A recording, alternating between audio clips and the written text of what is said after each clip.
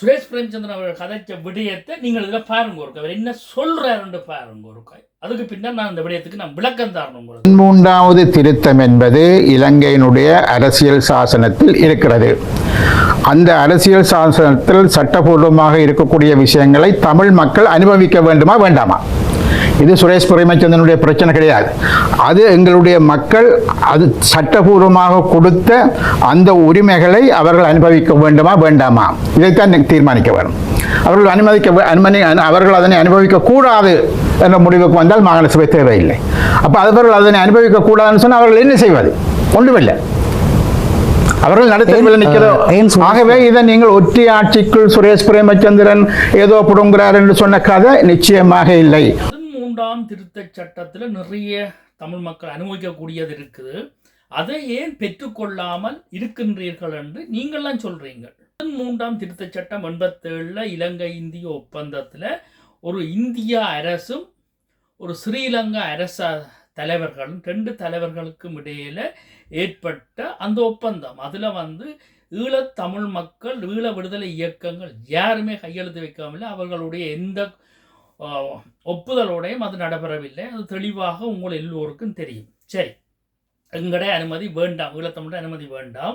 ஒரு சிங்கள தலைமையும் ஒரு டெல்லி தலைமையும், அதாவது இந்திய அரசின் கொள்கை வகுப்பாளருடைய 2 தலைமைகளும் கையெழுத்து வச்சது 87. சரி, அந்த 87 இருந்து இன்றைக்கு 2026 ஜூன் 1ஆம் தேதி இன்று வரையும் இந்த 13ஆம் திருத்த சட்டத்தில் ஏதாவது உங்களுக்கு ஏதாவது அதிகார பகிர்வு ஏதாவது தரப்பட்டதோ? தொடர்ச்சியாக 87, 97, 2007, 2017, இன்றைக்கு 2026 வரை நாங்கள் 40 வருடமாக இன்றைக்கு இந்த தளத்தில் இந்த 13 பெட்டி இந்த டெலோ இபி புலட் எல்லாம் இந்த இந்திய இராணுவம் இந்திய அரசு கொண்டு வந்ததை பேசிக்கொண்டிருக்கிறீங்க. சரி, 87 நீங்களெல்லாம் எம்பியாக இருந்த நீங்கள் இந்திய இராணுவத்தில் அனுசரணையோடு ஆயுத குழுக்களாக இருந்தீங்க. அப்போ உங்களால் ஏதாவது அங்கே உள்ளதில் ஏதாவது பெற்றுக்கொள்ள முடிஞ்சதோ உங்களால்? சரி, இந்த 40 ஆண்டு காலத்துக்குள்ளேயும் ஏதாவது பெறக்கூடிய மாதிரி இருந்தோம். சரி, அங்கெல்லாம் விடுதலை புலிகள் என்ற ஆயுத போராட்டம் நடந்தது. தமிழகத்துக்காக ஒரு தனி ஒரு அரசை கட்டி ஆண்டு ஒரு அரசாக இருந்தது, அதையும் விடுவோம். இந்த 17 ஆண்டு காலத்துக்குள்ள உங்களால் யாராலேயாவது இந்த 13ஆம் திருத்த சட்டம் இதுக்குரிய உங்களுக்கு அதாவது இந்தியாவால் வழங்கப்பட்ட தீர்வில் ஏதாவது நீங்கள் அனுபவிச்ச நீங்களோ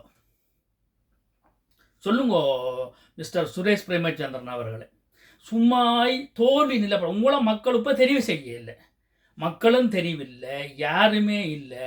எல்லாத்தையும் விட்டு தெருவில் நின்று கொண்டு பேருந்தும் 13 கூறிக்கொண்டு நீங்கள் நிற்கிறீங்க. ஏதாவது செய்ய முடியும். இந்த விக்கிரன் ஐயா செய்து பார்த்து இயலாமல் எந்த ஒரு திட்டத்தை மாகாண சபைக்குள்ளாக கொண்டு வந்தாலும் ஆளுநர் சைன் வச்சா மட்டும்தான் நடக்கும். ஆளுநர் சைன் வைக்கலாம் ஒன்றுமில்லை, எல்லாமே ஆளுநர்கிட்ட கொண்டோளுக்கு இருக்குன்னு தன்னால் எதுவும் செய்ய முடியாதுதான் இந்த நீதியரசர் விக்கிரன் ஐயா விட்டுட்டு வலிக்கிட்டார். அப்போ இதெல்லாம் உங்களோட கண்ணுக்கு முன்னால் நடந்தது. ஏதோ இந்தியா அரசுக்கு அதை கூல் பண்ணுறது இல்லை அவைகளை குளிர்ச்சிப்படுத்துகிற கதைகளை அங்கே கதைச்சு கொண்டு இருக்காதேங்க. ஒரு இந்திய அரசை குளிர்ச்சிப்படுத்துகிற வேலைக்கு தமிழ் மக்கள் என்ற விடுதலை மண் அதில் வாயில் மண் அள்ளி போடாதேங்க. போட்டது போதும். 87 இந்திய இராணுவத்தோடு இருந்து கொண்டு அந்த மக்களை படுகொலை செய்து எல்லா அட்டூழியத்தையும் செய்த பிறகு உங்களை எல்லாரையும் தேசிய தலைவர் 2001ஆம் ஆண்டு தமிழ் தேசிய கூட்டமைப்பு கூப்பிட்டு உங்களை எல்லாம் குளிப்பாட்டி எடுத்து முடிய இருந்தீங்க. சரி, ஒரே கேள்வி, 2009 இவ்வளோ இனப்படுகொலை நடந்தது, வளைச்சு கட்டி அடித்து அவ்வளோ மக்களையும் கொண்டு குவிச்சாங்க. தமிழ் தேசிய கூட்டமைப்பில் இருக்கிற நீங்கள் யாராவது, அப்போ சுரேஷ் பிரேமச்சந்திரன் இருந்தவர், செல்வம் வடக்கலான் இருந்தவர், இந்த கஜேந்திரகுமார் பொன்னம்பலம், கஜேந்திரகுமார் செல்வராய கஜேந்திரகுமார் பொன்னம்பலம் பல பேரெல்லாம் எல்லாரும் இருந்த நீங்கள் தமிழ் தேசிய கூட்டமைப்பில் எல்லாரும் எம்பியாக இருந்த நீங்கள் இந்த மக்களின் இனப்படுகொலை எப்படி நடக்குது, நாங்கள் உடனடியாக நாங்கள் இந்த பதவியை துறக்கிறோம். நீங்கள் யாராவது பதவி துறந்தீங்களோ அந்த நேரம்? உங்களுக்கு பாராளுமன்ற பென்ஷன் எடுக்கணும், பாராளுமன்ற கதிரை வேணும், பாராளுமன்றத்தில் எம்பியாக போகணும் என்றதற்காக ஒவ்வொருத்தரும் கொஞ்சம் பேர் லண்டன்லையும் ஐரோப்பா நாடுகளையும் ஓடி பேரண்ட எம்பி மாதிரி இருக்குன்னா மற்றவை இந்தியாவில் போய் அங்கே போய் படுத்து கிடந்த ஆக்களும் அங்கே சந்தவழியை மீன் மய கொண்டு இருந்த கதையெல்லாம் எங்களுக்கு தெரியும், எங்களுக்கு உங்களோட கூத்துக்கள் எல்லாம் தெரியும். ஆனால் அப்புறம் இப்போ காலத்துக்கு காலம் வந்து கொண்டு இப்போ ஹயந்திரகுமார் பொன்னம்பலமாக்கள் கூட்டாட்சி என்று வழிகட்டுச்சுனா இங்கே ஐரோப்பா ரீதியாக வந்துச்சுனா அதை முட்டுப்புள்ளி வச்சுட்டு இப்போ வந்து திம்பு ப்ளஸ் ஒன்று வருவினம். இப்போ அவர் ஒதுங்கி முடிய இங்கே சுரேஷ் பிரேமச்சந்திரன் இப்போ வந்து 13 காவி கொண்டு வாரார். 12 கொண்டு புலம்பெயர் நாட்டில் பல குழுக்கலாம், புலம்பெயர் நாட்டிலேயும் பல குழுக்கள் இருக்குது, கொள்கையோட கொஞ்சம் குழுக்கள் இருக்குது, கொஞ்சம் கொள்கை இல்லாமல் இருக்குது, கொஞ்சம் உங்களை மாதிரி இந்தியா சொல்கிறத செய்கிற குழுக்களும் இங்கே இருக்குது, ஸ்ரீலங்கா அரசாங்கம் அனுப்பிவிட்ட குழுக்களும் இங்கே இருக்குது. அப்படி இங்கே குழுக்கள் இருக்காது இல்லையாண்டு இல்லை. அதே மாதிரி தாயகத்திலேயும் இந்தியாவோட குழுக்களும் இருக்குது, ஸ்ரீலங்கா அரசாங்கத்தின் குழுக்களும் இருக்குது, எல்லா குழுக்களும் இருக்குது. அது ஒரு இனத்துக்குள்ள எல்லாமே வந்து அந்த இன விடுதலைக்காக கடைசி வரை நின்று பிடிக்க மாட்டுது, எல்லாருக்கும் தெரிஞ்ச விடயம். அப்படி குழுக்கள் அங்கேயும் இருக்குது இங்கேயும் இருக்குது. அப்போ இந்த சுரேஷ் பிரேமச்சந்திரன் நான் கேட்குற கேள்வி வந்து சரி 2009க்கு பின்னர் 17 ஆண்டு காலம், இந்த 17 ஆண்டு காலத்துக்கு நீங்கள் அதாவது சுரேஷ் பிரேமச்சந்திரன் அவர்களை நீங்கள் எல்லாம் உங்களோட இபிஆர்ல தலைமை மக்களை திரட்டி எத்தனை போராட்டம் நடத்தினீங்கள்? அதாவது கைது செய்யப்பட்ட போராளிகள், சரி போராளிகள் விடுங்கோ, ஒரு காலம் நீங்களும் இந்தியாவோட சேர்ந்து விரட்டி படுகொலை செய்த நீங்கள் விடுவோம், சரி. அதாவது பொதுமக்கள் கைது செய்யப்பட்ட பொதுமக்களுக்காக இந்த பொதுமக்களின் காணிகளுக்காக இன்றைக்கு ஒட்டு மொத்தமாக கடல் வளத்திலிருந்து நிலவரம் வரையும் நிலங்கள் அனைத்தையும் ஸ்ரீலங்கா இனவரி பௌத்த சிங்கள பேரினவாதங்கள் விவசாயங்கள் செய்து மக்களுக்கு தமிழ் மக்களுக்கு சொந்த காணிக்காரனுக்கே கொண்டு அநியாயில விற்கிறாங்க. அப்போ இது சார்ந்து இபிஆர்ல சுரேஷ் பிரேமச்சந்திரன் எத்தனை போராட்டம் நடத்தினீங்கள்? சரி, எத்தனை போராட்டம் நடத்தி நீங்கள் ஜெயிலுக்கு போயிருந்திருக்கிறீங்கள்? வரலாற்றில் இருக்குது. காசி ஆனந்தன் அந்த காலத்தில் போராடி சிறையில் இருந்திருக்கிறார். மாவே சேனாதிராசா பிற்காலங்களில் புலியானால் முற்காலங்களில் இதே காசி ஆனந்தன் ஜெயிலில் இருந்திருக்கிறார், உண்ணாவிரதம் இருந்திருக்கிறார். அப்படி வரலாறெல்லாம் இருக்குது. நீங்கள் 2009 எல்லா இயக்கங்களும் சரி எல்லா கட்சிகளும் சரி இந்த மக்களுக்காக போராடி எத்தனை பேர் ஜெயிலுக்கு போனீங்கள்? இந்த மக்களை வழி நடத்துகிற தலைமைகள் எத்தனை பேர் நீங்கள் இருக்கிறீங்கள்? சொல்லுங்க பார்ப்போம். இருக்க எடுத்த உடனே சொல்றீங்க ஒன்று வட்டுக்கோட்டை, 2 இஞ்ச திரியினம், மற்ற திருவோணமலை என்று சொல்லி 1 திரியினம் என்றெல்லாம் நீங்கள் சொல்றீங்க. வீடியோ ஆதாரம் இருக்கு, போட்டு காட்டுறோம். அதுக்கு தான் உங்கள்கிட்ட கேள்வி கேட்குறோம். முதல்ல இந்த மக்களை திரட்டி நீங்கள் என்ன போராட்டம் யாழ்ப்பாணத்திலையோ வன்னியிலையோ தமிழீழ பரப்பிலையோ நீங்கள் என்ன செய்த? நீங்கள் உங்களோட ஆடைகளில் ஊத்த பெறலாமல் உங்களோட உடம்பு வேர்வப்படாமல் நீங்கள் வெறும்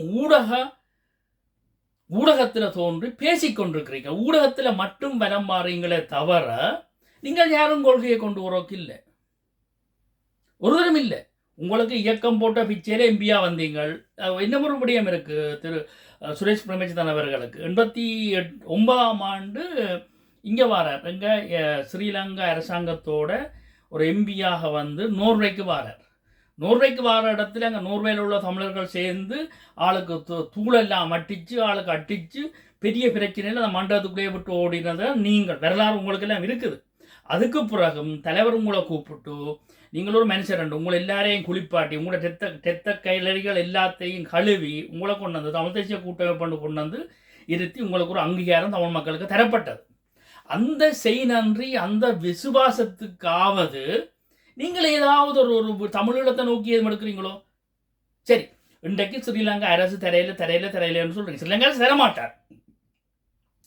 நீங்கள் ஒவ்வொரு அரசியலும் சுரேஷ் பிரேமச்சந்திரன் இல்லை, செல்வம் அடைக்கலாம் இல்லை, எல்லார்ட்டையும் தான் கேட்கிறேன். தொடர்ச்சியாக மக்களை திரட்டி எத்தனை போராட்டம், மீதி முடக்கு போராட்டங்கள், இந்த காணி முற்றுகை, இராணுவத்தை வெளியில வர விடாமல் எத்தனை பேர் செய்தீங்கள்? 87 நாங்கள் செய்தாங்க. இந்திய நாமி ஒவ்வொரு கேம்ப்லையும் இந்திய நாமி வெளிக்கிட விடாமல் முற்றுகை செய்து வச்சிருந்தாங்க. நானும் ஒருத்தன் இருக்கிறான், அதில் ஆதாரமான வீடியோக்களும் இருக்குது. அப்போ நீங்கள் சுரேஷ் பிரேமச்சந்திரனும் செல்வமாக்கெல்லாம் கேம்புக்கு உள்ளே இருந்த நீங்கள், தலையாட்டியாக இருந்த நீங்கள், நாங்கள் இருந்து வெளியில் போராடினாங்க. அப்போ இன்றைக்கு நீங்கள் எல்லாம் எத்தனை பேர் நீங்கள் வந்து இன்றைக்கு இந்த ஸ்ரீலங்கா இராணுவத்தின் கேம்ப்லையும் வேண்ட இந்த பண்ணைகள், அதாவது மக்களின் ஆக்கிரமிப்பு நிலங்களை முடக்கி தொடர் போராட்டம் எத்தனை பேர் செய்த நீங்கள்? நாங்கள் உங்கள்கிட்ட கேட்குறது, அங்கே நடந்தது இனப்படுகொலை, இந்த இனப்படுகொலைக்கு பொது வாக்கெடுப்பு நடத்த வேண்டும். அங்கே நடந்தது நாங்கள் உங்கள்கிட்ட கேட்கறது, அங்கே நடந்தது இனப்படுகொலை. இந்த இனப்படுகொலைக்கு சர்வதேச விசாரணை வேணும். அல்லது எங்கட தமிழ் மக்கள் நாங்கள் இவரோட சேர்ந்து வாழ முடியாது, அதுக்கு ஒரு பொது வாக்கெடுப்பு நடத்தணும். எத்தனை பேர் கோரிக்கை அங்கே நின்று வைக்கிறீங்க? எத்தனை பேர் வைக்கிறீங்க? நீங்கள் இதை கேட்குறேன். எட்டுத்தால் ஒன்று கூட்டாட்சி, ஒரு ஒரு கொஞ்சம் திருடர்கள் வந்து கூட்டாட்சி திருடர்கள், மற்றது 13 தீ கொண்டு வர போகிற கொஞ்சம் திருடர்கள். இப்போ அதில் கொஞ்சம் திருடர்கள் குழுவாக சேர்ந்து கொண்டு திம்பு ப்ளஸ் ரெண்டு கொண்டு நீங்கள் ஒவ்வொருத்தரும் உங்களோட மனசை தொட்டு சொல்லுங்க. எல்லாம் உங்களோட வீட்டில் இருக்கிறவங்க உங்களோட பிள்ளைகள்கிட்ட போய் கேளுங்கோ. 2009 பின்னர் நாங்கள் என்ன செய்தோன்னு கேளுங்க. உங்களோட பிள்ளைகிட்ட, உங்களோட இயக்கத்தின் உங்களோட கட்சி தொண்டர்கள்ட்ட கேளுங்க ஒருக்காய். எதுக்குமே நீங்கள் செய்யாமல் அந்த அங்கே ஒரு சுவாமி ஒருத்தர் வந்து வட்டுக்கோட்டை அடிப்படையில் வட்டுக்கோட்டை சொல்லி பிரச்சாரம் செய்கிறார். அதை கூடி கொச்சப்படுத்துகிற ரீதியில் அதுக்கு ஒரு அனுசரணையை கொடுத்து அவர்களோட சேர்ந்து அதை பலப்படுத்தி அதை கொண்டு போகிறத விட்டுட்டு நீங்கள் எல்லாம் என்ன செய்கிறீங்கள் என்றால் 13 காவி கொண்டு போவாரீங்க. இதுக்கு எல்லாத்துக்கும் காரணம் இந்த கஜேந்திரகுமார் பொன்னம்பலம் தான். இவர்கள் எல்லோரையும் சேர்த்து கொண்டு ஒன்றாக வச்சுக்கொண்டு நீங்கள் 13 கேளுங்கோ, நாங்கள் இஞ்சால திம்பு ப்ளஸ் கேட்குறோம், கூட்டாட்சியை கேட்குறோம்னு சொல்லி கொண்டிருக்கிறீங்க. உங்களுக்கும் டக்ளஸுக்கும் என்ன வித்தியாசம் இருக்குது? என்னை பொறுத்தவரை டக்ளஸ் நேர்மையானவன், அவன் துரோகி தான், தமிழ் மக்களுக்கு துரோகி, தமிழில் விடுதலைக்கு துரோகி. ஆனால் அந்த துரோகிக்க நேர்மையானவன். என்னென்றால் அவன் அண்டும் சரி இண்டும் சரி அவன் சொல்லி கொண்டிருக்கிறான் வந்து நாங்கள் நாட்டை பிரித்து கொடுக்க விட மாட்டோம், எங்களுக்கு ஒன்றுபட்ட இலங்கைக்குள்ள நாங்கள் எங்கடைய பார்த்துக்கொள்கிறோம். அவன் அந்த சிங்கள அடிமையாக இருக்கிறான், அந்த சிங்கள அடிமை நாயை அவன் இருக்கிறான். இந்த 2009 போல மக்களும் கொத்தா செத்து அங்கே அழிஞ்சு கொண்டு செத்தவன் வெள்ளமாக இருக்க போய் விமான நிலையத்தில் மஹிந்தா ராஜபக்சா பிறகு காலில் விழுந்து கும்பிட்டான் வந்தானே, அதுதான் டக்ளஸ் தேவானந்தா. ஆனால் அவன் நேர்மையாக இதுதான் தன்னை முகம் என்றான். நீங்கள் என்ன செய்கிறீங்கள்? எடுத்ததுக்கெல்லாம் 13ஆம் திருத்தச் சட்டம், அங்கே அதிகாரம் அதுக்குள்ள இருக்குது, எழுதப்பட்டதுண்டு. மக்கள் அங்கீகாரத்தோடு எங்கே எழுதப்பட இல்லையா? ஒரு விடயத்தை புரிஞ்சு கொள்ள வேண்டும். தமிழ் மக்களின் அங்கீகாரத்தோட, தமிழ் மக்களின் விடுதலை இயக்கங்கள் என்ற அனுமதியோட இலங்கை இந்திய ஒப்பந்தம் எழுதவில்லை, 13ஆம் திருத்தச் சட்டம் கொண்டு வரவில்லை. அதை மட்டும் சுரேஷ் பிரேமச்சந்திரன் அவர்கள் புரிந்து கொள்ள வேண்டும். நீங்கள் இப்போ சுரேஷ் பிரேமச்சந்திரன் அவர்கள் கதைச்ச விடயத்தை நீங்கள் இதில் பாருங்க, அவர் என்ன சொல்றாருன்னு பாருங்க. தனிநாடு கோரி ஆயுதமேந்தி போராடிய சுரேஷ் பிரேமச்சந்திரன் அவர்கள் இன்று ஸ்ரீலங்காவினுடைய ஒற்றையாட்சிக்குள் ஒரு தீர்வை நோக்கி அதை வலியுறுத்தி கொண்டிருக்கிறார். குறிப்பாக இதுதான் சூழல். நீங்க உங்களோட கேள்வி தவறானது. அதாவது 13வது திருத்தம் என்பது இலங்கையினுடைய அரசியல் சாசனத்தில் இருக்கிறது. அந்த அரசியல் சாசனத்தில் சட்டபூர்வமாக இருக்கக்கூடிய விஷயங்களை தமிழ் மக்கள் அனுபவிக்க வேண்டுமா வேண்டாமா? இது சுரேஷ் பிரேமச்சந்திரனுடைய பிரச்சனை கிடையாது. அது எங்களுடைய மக்கள் அது சட்டபூர்வமாக கொடுத்த அந்த உரிமைகளை அவர்கள் அனுபவிக்க வேண்டுமா வேண்டாமா, இதைத்தான் தீர்மானிக்க வேண்டும். அவர்கள் அவர்கள் அதனை அனுபவிக்க கூடாது என்ற முடிவுக்கு வந்தால் மாகாண சபை தேவையில்லை. அப்போ அவர்கள் அதனை அனுபவிக்க கூடாதுன்னு சொன்னால் அவர்கள் என்ன செய்வது? ஒன்றுமில்லை, அவர்கள் நடத்தவில்லை நிற்கிறோம். ஆகவே இதை நீங்கள் ஒற்றை ஆட்சிக்குள் சுரேஷ் பிரேமச்சந்திரன் ஏதோ புடுங்குகிறார் என்று சொன்ன கதை நிச்சயமாக இல்லை. அரசியல் சாசனத்தில் இருப்பவற்றை எமது மக்கள் அனுபவிக்க வேண்டும் என்பது ஒரு விடயம். இரண்டாவதாக, கனவிலும் கற்பனையிலும் வாழக்கூடாது. ஒரு புதிய யாப்பு சமஷ்டி யாப்பு வரும் வரையில் இந்த விஷயம் நடக்க வேண்டும் என்பது எங்களுடைய கருத்தை தவிர, இப்பொழுது ஒன்றுமே புதிய யாப்பு பற்றியோ சமஷ்டி பற்றியோ அரசியல் சாசனத்துக்கு அது ஒரு புதிய யாப்பு வருவது பற்றியோ எதுவுமே நடக்காத ஒரு சூழ்நிலையில் இருக்கிறதும் வேண்டாம் என்று சொல்வதற்கு எங்களுக்கு எந்த உரித்தும் கிடையாது. நிச்சயமாக கேள்வியை முழுமைப்படுத்த முடியவில்லை. அதாவது சுரேஷ் பிரேமச்சந்திரன் அவர்கள் இது இப்போதைய கால தேவை என்ற அடிப்படையில் அந்த விடயத்தை ஏற்றுக்கொள்கிறார். ஏன் சுரேஷ் பிரேமச்சந்திரன் அல்லது ஈழ மக்கள் புரட்சிகர விடுதலை முன்னணியினால் ஒரு பொது வாக்கெடுப்பு தொடர்பான கோரிக்கையை வலுப்படுத்த முடியவில்லை? இந்த மாகாண சபை தொடர்பாக தொடர்ச்சியாக பேசி வருகிறது. என்ன பொது வாக்கெடுப்பு? எதற்கான பொது வாக்கெடுப்பு? ஈழத்தமிழர்களுக்கான ஈழத்தமிழர்களுடைய சுயாட்சி தொடர்பான பொது வாக்கெடுப்பு கோரிக்கைகளை ஒரு சில அமைப்புகள் முன்னெடுக்கிறது. ஏன் அதனை நீங்கள் புரிஞ்சுக்கொள்ளுங்க. இங்கே உள்ள இந்த மண்ணில் இருக்கக்கூடிய சகல கட்சிகளும் அது யாராக இருந்தாலும் அவர்கள் எல்லோருமே ஒரு சமஷ்டி அரசியல் அமைப்பு முறை வேணும் என்பதை பற்றி தான் பேசுகிறார்கள். அது தமிழ் தேசிய மக்கள் முன்னணியாக இருக்கலாம், தமிழரசு கட்சியாக இருக்கலாம், ஏபிஆர் லெப்டலோ புலோட் டாக்டர் தேவானந்தன், நீங்கள் யாரை எடுத்தாலும் கூட அவர்கள் சமஷ்டி பற்றித்தான் பேசுகிறார்கள். நீங்கள் கூறுகின்ற விடயம் வெளிநாட்டில் இருப்பவர்கள் தங்களது தேவை, வெளிநாட்டில் பல்வேறுபட்ட குழுக்கள் இருக்கிறது. நீங்கள் சொல்கின்ற ஒரு விடயம் மாத்திரமல்ல, உங்களுக்கு ட்ரிங்கோ டிக்ளரேஷன் என்று சொல்லி கொண்டு வரப்பட்டது. இப்பொழுது 50வது வட்டுக்கோட்டை தீர்மானத்தினுடைய 50 விழா என்று சொல்லி கொண்டு வருகிறது. இப்படி பல்வேறுபட்ட விதமான விஷயங்கள், தேவைகளை பற்றி பல்வேறுபட்ட விதமான குழுக்கள் பல்வேறுபட்ட விதமான விடயங்களை செய்கிறார்கள். அவை நீங்கள் இவை ஒவ்வொன்றையும் நாங்கள் செய்ய வேண்டும் என்று சொல்வது அது சரியான ஒரு விடயமாக இருக்க முடியாது. புலிகள் இருந்த காலத்தில் அவர்களுக்கு இலங்கை அரசாங்கத்துடன் பேசுவதற்கான மிகப்பெரிய வழி இருந்தது. அவர்கள் தமிழீழ கோரிக்கையில் நின்றார்கள். அதுக்கு குறைந்து போக முடியாது என்ற சூழ்நிலை இருந்தது. ஒஸ்லோ டிக்ளரேஷன் என்று சொல்லி ஒன்று கொண்டு வரப்பட்டது. அது ஒரு சமஷ்டி உள்ளக சுயநிர்ணய உரிமையின் அடிப்படையில் பேச்சுவார்த்தைகள் நடத்தலாம் என்பதை திரு பாலசிங்கம் அவர்கள் ஏற்றுக்கொண்டார். ஆனால் இங்கே திரு பிரபாகரன் அவர்கள் அதனை ஏற்றுக்கொள்ளவில்லை என்பது வேறு பிரச்சனை. ஆகவே அவற்றை நாங்கள் சிந்திக்காமல் வெளிநாட்டில் இருந்து கொண்டு பல்வேறுபட்ட விதமான கோரிக்கைகள், அது சுயாட்சி கோரிக்கையாக இருக்கலாம், அல்லது வேறு அது என்னென்று சொல்றது, அது பல்வேறுபட்ட விதமாக அவர்கள் தங்களுக்கெல்லாம் என்ன தெரிகிறதோ அது எல்லாத்தையும் இங்கே நடைமுறைப்படுத்தலாம் என்று அங்கேயும் நீங்கள் பார்த்தீங்கன்னு சொன்னால் ஒருமித்த கருத்துடன் இல்லை. அது என்னென்னு சொல்ல யூகேயில் ஒன்று இருக்கலாம், கனடாவில் ஒன்று இருக்கலாம், அல்லது ஒரே நாட்டுக்குள்ளேயே பல்வேறுபட்ட விதமான கோரிக்கைகள் இருக்கலாம். ஆகவே இப்படி அதுவும் குறிப்பாக நீங்களே குறிப்பிடுகிறீர்கள், தமிழ் மக்கள் பலவீனமான ஒரு நிலைப்பாட்டை இருக்கிறார்கள் என்று சொல்லி. ஆனால் தமிழ் மக்களுக்கான அரசியல் ரீதியாக வழிநடத்துகிறோம் என்று சொல்கிற நீங்கள் ஒவ்வொருவரும் ஒற்றுமைக்கான படிகை அல்லது ஒன்றுபட்ட ஒரு பொருளை வெளிப்படுத்த முடியாமல் இருக்கிறது. நாங்கள் தீர்வை நோக்கி பேசுகிற போது ஒவ்வொரு தரப்பும் சொல்லுகின்ற விடயம், ஸ்ரீலங்காவுடைய ஜனாதிபதியாக இருந்த ரணில் விக்ரமசிங்கம் அதை சொன்னார், இந்தியாவுடைய தூதரும் இதை சொன்னார், நீங்கள் ஒற்றுமையாக வாருங்கள் என்று சொல்லி. கடந்த சக்கரவேகம் நேர்காணலில் கலந்து கொண்ட கஜேந்திரகுமார் பொன்னம்பலம் அவர்கள் இந்த ஒற்றுமைக்கு சாத்தியமில்லை, இப்போதைக்கு போலியானவர்களோடு சேர முடியாது என்று குறிப்பிடுகிறார். அப்படியாக இருந்தால் இந்த மக்கள் தொடர்ச்சியாக பாவம் என்றுதான் சொல்லிக் கொண்டிருக்க போகிறோமா? இதில் உள்ள பிரச்சனை, பெரும்பான்மையானவர்கள் 100% எல்லோரும் ஒற்றுமைப்படுத்த முடியாது. பார்த்துருப்பீங்க, நாங்கள் வேட்டை வைக்கிற கோரிக்கை 13 கேட்க வேண்டாம், 13+ கேட்க வேண்டாம். இது நடைமுறையில் வரப்போகிறது இல்லை, அது நடக்காது. இன்றைக்கு திம்பு கோட்பாடோ திம்பு தூவும் இங்கே ஒன்றும் நடக்க போகிறதில்லை. 13 அந்த ஒன்றுமே இல்லாதையே நடைமுறைப்படுத்தாதவன் இதெல்லாம் செய்ய மாட்டான். அப்போ ஒட்டுமொத்தமாக நாங்கள் வைக்கிற கோரிக்கை இந்த அரசியல்வாதிகள்கிட்ட, நல்லவனாக இருந்தாலும் கெட்டவனாக இருந்தாலும் உங்களை எல்லார்ட்டையும் வைக்கிற கோரிக்கை, ஒட்டுமொத்தமாக நீங்கள் எல்லோரும் ஒன்று சேருங்கோ, ஒன்று சேர்ந்து சர்வதேசத்துக்கு ஒரு செய்தியை சொல்லுங்க. ஸ்ரீலங்கா அரசோடு சேர்ந்து வாழ முடியாது, எங்களோட உரிமைகள் அனைத்தும் மறுக்கப்பட்டிருக்கு, எங்களுக்குரிய அங்கீகாரம் இல்லை, நாங்கள் வடகிழக்கு சார்ந்து நாங்கள் எங்களோட பாட்டில் நாங்கள் வாழ்கிறோம், அங்கே நடந்தது இனப்படுகொலை, அப்படியாவே எங்கேன்னு சொன்னால் நீ விசாரி, இனப்படுகொலைக்கு சர்வதேச விசாரணையை வை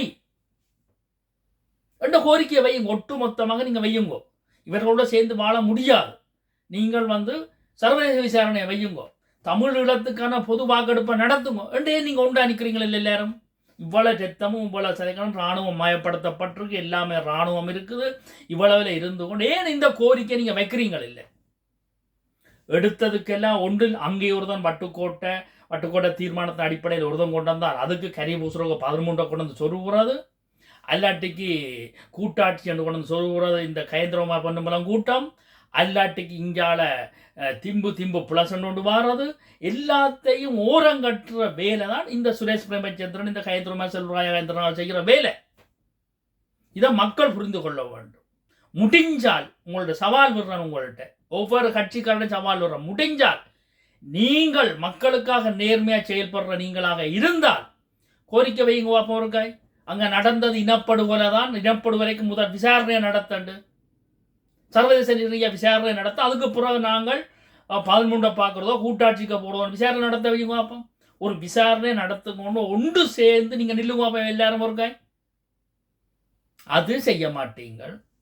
காலத்துக்கு காலம் மூடிய அறைக்குள்ள அங்கே கொழும்புல கொஞ்சம் சட்டத்தரணிகள் கொஞ்சம் பேர், கஞ்சாக்கு வழக்காடுற கொஞ்சம் சட்டத்தரணிகள் அவைகள் கொஞ்சம் பேர் பூட்டி போட்டு வெளிநாட்டு காசை வாங்கி மண்டபத்தை எடுத்து பூட்டி போட்டு அவை கதைப்பினமா பேருந்து இங்கால கொஞ்சம் பேர் மண்டபம் எடுத்து கூட்டாட்சி அண்டுவினம், அப்புறம் திம்பு ப்ளஸ் அண்டுவினம், இங்கால சுரேஷ் பிரேமச்சந்திரன் டீம் அந்த குழு சுரேஷ் பிரேமச்சந்திரன் குழு 13 கொண்டு நிற்கும். 40 வருஷம் பெறாத 13 எங்கே வரப்போகுது உங்களுக்கு? 13 பெற போறதுல உங்களோட 3 பெற போற, எந்த ஒரு 3 அங்க வராது. எந்த 13 செய்ய மாட்டான் அவன். சும்மா மக்களை போய் காட்டிக்கொண்டு மக்களை காலத்துக்கான ஒவ்வொரு விடயங்களை கொண்டு வந்து அதுக்கேற்ற ஊடகங்களும் தெளிவான கேள்விகளை கேட்கறதில்லை. இந்த ஊடகங்கள் அவை 13 பற்றி கதைச்சா 40 ஆண்டு காலம் நீங்கள் 13 என்னத்தை கேட்டீங்கள் என்னத்தை கண்டீங்கள்ன்றதை வந்து இந்த ஊடகங்கள் அவைகிட்ட நேர்த்தியான கேள்வி கேட்கணும். அந்தளவுக்கு அனுபவமான ஊடகவியலாளரும் அங்கே இல்லை. கேட்க வேண்டிய 13 40 வருஷம் 13 உங்களுக்கு தந்தவங்களும் உண்டு. இல்லை இந்திய இராணுவத்தோட நீங்கள் இருக்க நடைமுறைப்படுத்துனீங்களும் உண்டு. இல்லை இந்த 17 வருஷமாக நீங்கள் நடைமுறைப்படுத்துனீங்களும் உண்டு. ஒன்றும் கேட்க மாட்டுது. ஊடகங்கள் ஒன்றும் கேட்காது. அவங்க வந்து நல்லா முதுகில் ஏறி நல்லா முளகாய் அரைச்சி போட்டு போவாங்க. இதுதான் நாங்கள் நடக்கும். அப்படியே மக்களை ஏமாற்றி கொண்டு மக்கள் மட்டும் ஒரு தெளிவாக எங்கட உறவுகள் புரிந்து கொள்ள வேண்டும். நாங்கள் எங்கட நிலத்தில் நாங்கள் ஆளும் வரையும் இப்படியானவங்கள்ன்ற கதைகளை கேட்டு நம்பாதேங்கோ. நாங்கள் எங்களை ஆளும் வரையும் அந்த உரிமைக்காக நாங்கள் போராட வேண்டும் என்று கேட்டுக்கொண்டு இந்த ஆகம் தமிழத்தாயகம் தமிழத்தில் சந்திப்போம்.